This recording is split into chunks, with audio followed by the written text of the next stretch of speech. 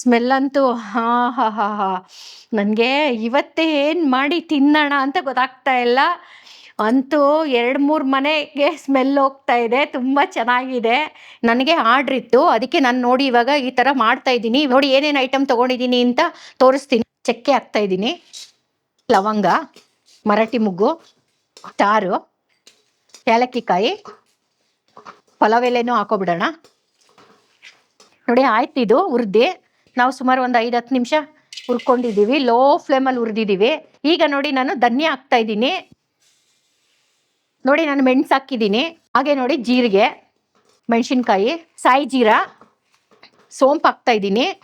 ಹಾಗೆ ನೋಡಿ ಜಾವಿತ್ರಿ ಅರ್ಧ ಹುರಿದ್ಮೇಲೆ ಈಗ ನಾನು ಕಲ್ಲು ಹಾಕ್ತಾ ಇದ್ದೀನಿ. ಕಲ್ಲು ಭಾಗ ಹುರಿದಾಗಿದೆ. ಜಾಕಾಯಿ ಹಾಕ್ತಾ ಇದ್ದೀನಿ. ಕಸ್ತೂರಿ ಮೆಂತ್ಯ ನೋಡಿ ಆಗಿದೆ. ಸ್ವಲ್ಪ ಬಿಸಿ ಇರುವಾಗಲೇ ರುಬ್ಕೋಬೇಕು, ಚೆನ್ನಾಗೆ ನೈಸ್ ಆಗುತ್ತೆ. ನೀವು ಬೇಕಿದ್ದರೆ ಆರ್ಡ್ರ್ ಮಾಡಿ, ಇಲ್ಲ ಮನೇಲೇ ನೀವು ಮಾಡ್ಕೊಳ್ಳಿ. ಈ ಥರ ಮಾಡಿ ಹೇಗೆ ಬಂದಿತ್ತು ಅಂತ ಕಮೆಂಟ್ ಮಾಡಿ.